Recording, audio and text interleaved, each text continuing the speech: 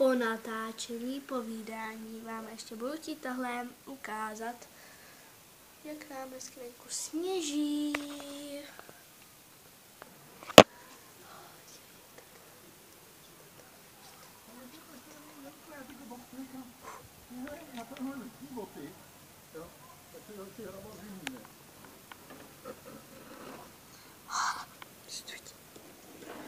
Já jsem retard. Takže jsem tohle chtěl ukázat, jak tady u nás hezky sněží. To můžete vidět. Už to okno zavřu, protože mi je strašná zima.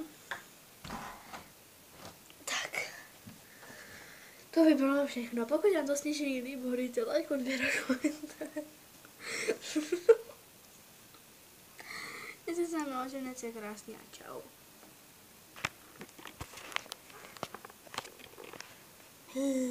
No vypni se!